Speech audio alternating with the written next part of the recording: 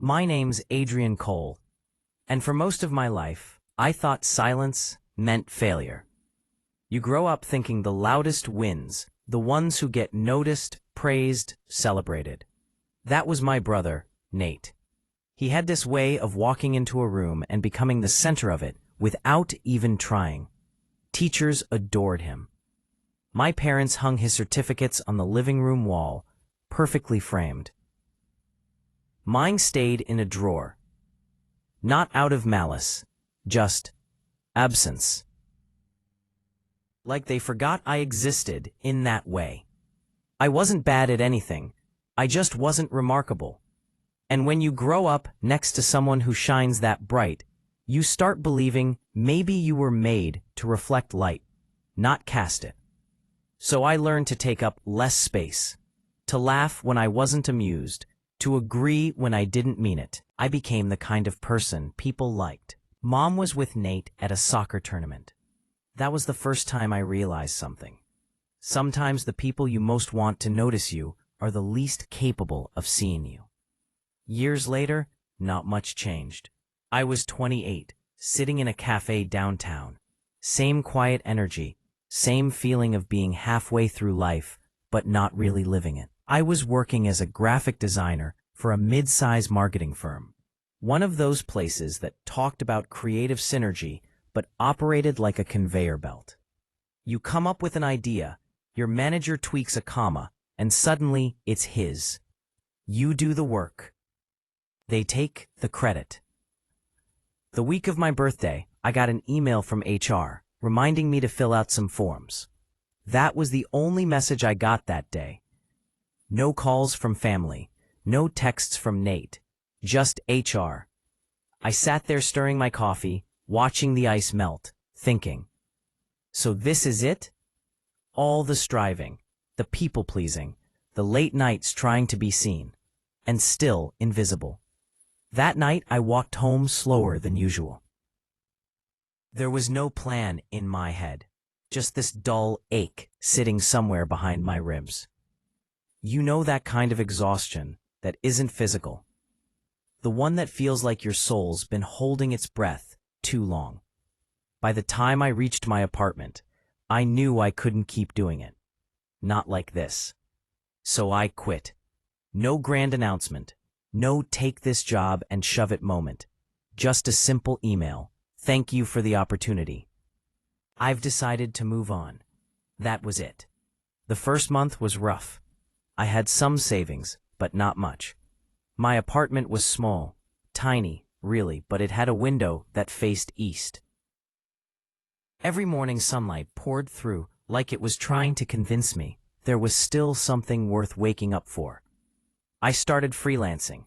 Small design gigs here and there, logos for local cafes, flyers for startups that paid late, if at all. I learned to make do with instant noodles and black coffee. But for the first time, every piece of work I finished felt like mine. There's a quiet kind of pride that comes from building something without applause. It's not glamorous, but it's real. Slowly, clients started referring others. My inbox began to fill, not with praise, but with opportunities. People who'd seen my work somewhere and wanted that same honesty in theirs. That's how Cole Studio started. No investors, no grand opening. Just a man, a laptop, and a stubborn refusal to be overlooked anymore. It's strange how growth doesn't announce itself. It just sneaks up on you. One day you're barely making rent. The next, you're paying it early. You buy your first proper chair, upgrade your laptop, hire a part-time assistant, and suddenly, you realize you've become the version of yourself that younger you would have admired. My clients weren't big brands. They were dreamers. People trying to tell their stories visually. Small businesses, writers, nonprofits. There was something grounding about that. Helping others be seen when you'd spent most of your life invisible. It healed me in ways I didn't expect. Then came Nate. He found out about my studio through LinkedIn. Messaged me one morning saying, "Bro, didn't know you were killing it like this. We should catch up." I stared at that message for a while, not angry, just detached. Like someone remembering an old song they used to love but couldn't hum anymore. We met a few days later at a cafe. He still had that same effortless charm, that grin people forgave anything for. But something in his eyes had changed. There was curiosity there. Maybe a little envy. "Man, you've really made a name for yourself," he said, stirring his drink like we were just two guys catching up. "Mom and Dad are proud, you know. They talk about you all the time." I smiled. That's nice to hear. What I didn't say was that it wasn't true. Because the last time Mom called, it wasn't to ask how I was doing. It was to ask if I could help design a flyer for one of Nate's events. Old habits die hard, I guess.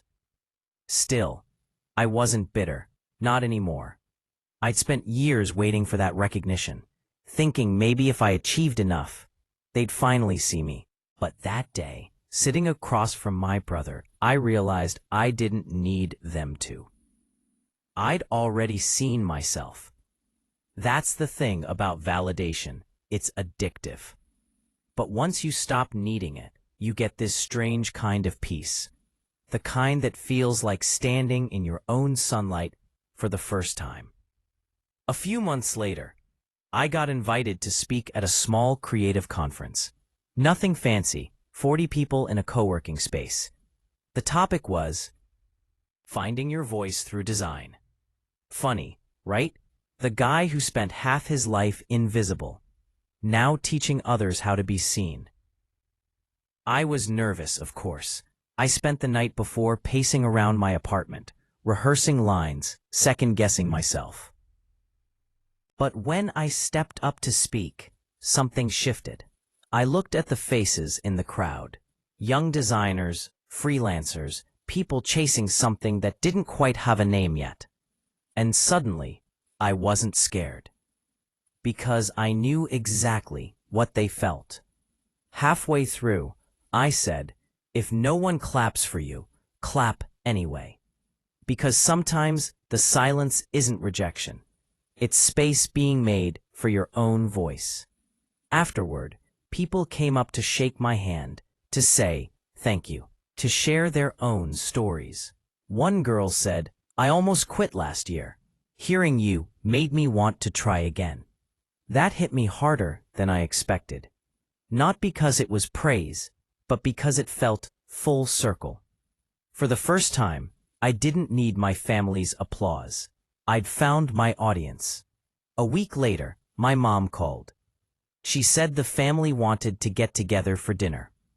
"Everyone misses you, Adrian," she said, her tone soft like she was trying to make it sound warm. I paused. I thought about the empty chairs at my art competition, the birthdays missed, the years I kept showing up, hoping they'd see me. And I said, maybe another time. There was silence on the line, a long, unfamiliar silence. Then she sighed. "Okay, sweetheart, maybe next week." But I think we both knew there wouldn't be a next week. That night, I closed my laptop and sat by the window. The city was alive, distant sirens, traffic lights flickering red to green, people moving like tiny stories in motion. I thought about how long I'd spent chasing approval that was never mine to begin with. And it hit me. Maybe some people aren't meant to clap for you.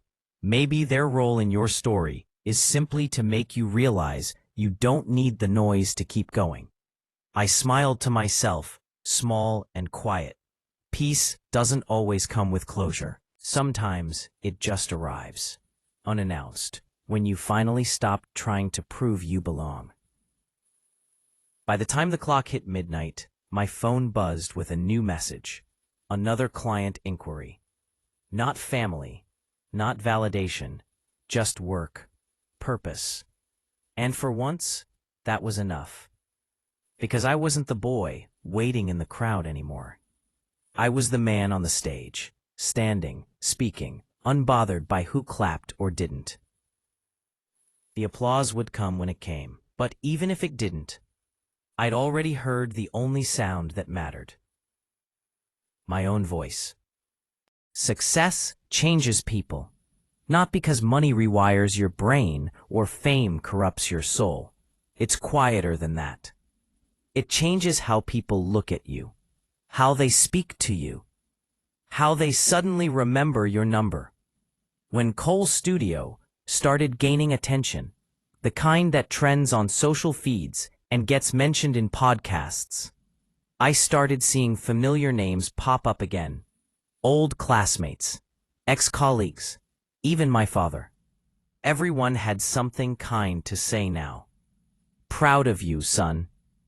Didn't we always know you had it in you? Family dinner soon, yeah? I used to rehearse how I'd respond to those messages back when I was invisible. What I'd say when they finally noticed.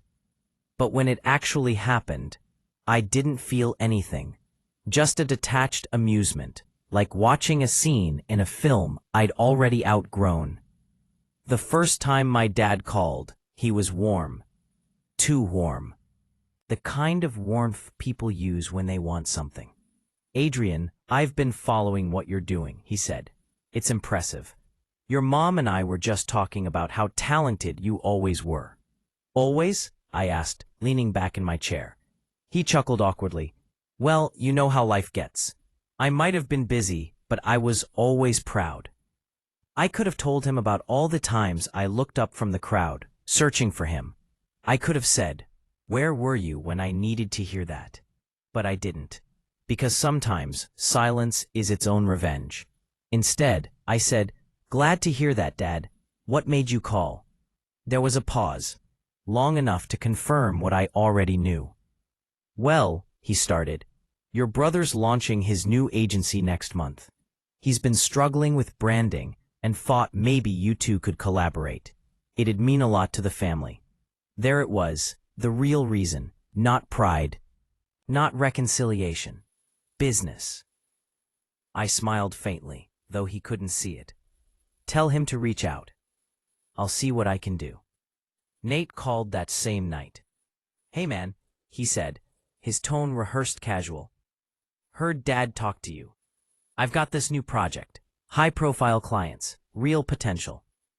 Thought it'd be cool if we joined forces, you know, keep it in the family. I could hear the confidence in his voice. The kind of arrogance built on never being told no. What kind of project? I asked. Marketing campaign for a new tech startup. They've got serious backing. If we pull this off, it'll be massive for both of us. Why me?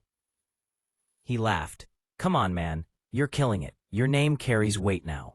You've got the creative edge I don't. Together, we could really make something happen. I let the silence stretch, then said, send the details, I'll think about it. He took that as a yes. For days. I sat with it. The offer. The irony. The chance. Revenge is a tricky thing. The old me would have wanted to humiliate them. To throw their past neglect in their faces. To make them feel the same smallness they gave me. But this wasn't about anger anymore. This was about balance. They had taken from me time, confidence, presence, and now they were coming to borrow my name. I wasn't going to shout. I was going to orchestrate. The partnership started smoothly enough. We had meetings, calls, brainstorms. I played along, polite, professional, detached. Nate strutted into every room like he owned it. He loved introducing me as my brother, the creative genius. People ate it up, and I smiled through it, pretending we were a perfect duo.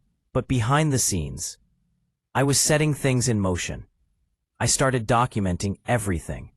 Emails, design drafts, project timelines. I made sure every piece of real work came from my side, while every decision he made looked impulsive or careless. I subtly redirected communications so clients sent approvals directly to me. Then, I quietly trademarked the campaign under my studio's name, a legal precaution, of course. When the campaign finally launched, it was a hit. Viral, even. The startup's numbers spiked overnight. The CEO called it visionary. The press called me the visionary. Every headline carried my name. Cole Studio. Not Nate and Adrian, just me. 3 weeks later, the emails started flooding in. Potential investors, collaboration requests, interviews. But there was one email that stood out, from Nate. "We need to talk. Urgent." I ignored it. He called next. I let it ring. By the fourth call, I picked up. "What the hell, Adrian?" he snapped. "Why is everything under your name?" "You hijacked the campaign." I kept my tone even. "I didn't hijack anything. The trademark was filed legally. You signed the release forms, remember?" "I didn't know what those were." I sighed. "Maybe you should read what you sign." Silence. Then his voice softened. "We're brothers, man. You can't do this." I paused, just long enough to let the weight of it sink in. Then I said, "Funny, I used to think that meant something," and I hung up. The fallout came fast. The startup severed ties with his firm. Investors pulled out. His reputation, the one built on charm and shortcuts, started to crack. Meanwhile, Cole Studio was thriving. My inbox was chaos. New contracts, partnerships, features. But the strangest part, I didn't feel triumphant. Just still. Revenge, when done right, doesn't feel like fire. It feels like balance restoring itself. A few weeks later, Mom called. I almost didn't answer, but curiosity won. "Adrian," she said softly. "Nate's been having a hard time. He's not himself. Maybe you could talk to him, help him?" I wanted to laugh, but it came out as a sigh. "Mom, I did help him," I said. "Just not in the way you think." "What does that mean?" "It means he finally knows what it feels like to be the one left behind." There was silence on the line. A long, heavy silence. Then her voice, trembling. "Remember, it seems like he's not where we thought he was." I hung up before she could reply. A month passed. The interviews, the hype, and the online buzz. What stayed was something quieter. The kind of peace that comes after you've closed a door and finally locked it. One evening, I walked through the city. The same streets I used to wander, when I had nothing but ideas. Everything looked the same. The corner cafe, the bookstore, the flickering streetlight near my old apartment. But I was different. I'd spent years waiting for applause. Now, I didn't need anyone to clap. A few days later, a letter arrived at my studio, handwritten, from Nate. It said, "You got what you wanted. I'm done fighting. But if you ever look back, just know I was proud of you once, even when I didn't say it." I read it twice, folded it neatly, dropped it in the shredder. Not out of anger, out of finality. Some apologies come too late to matter. I spent that night at the studio, finishing a new project for a client. A single line from the campaign stuck with me. "Build something so honest, it doesn't need explanation." It wasn't written for them. It was written for me. When the city went quiet, I stood by the window. Same way I used to. Back when all I had was hope and hunger. The skyline blinked softly in the distance, like it was listening. And I thought about everything I'd lost, and everything I'd gained.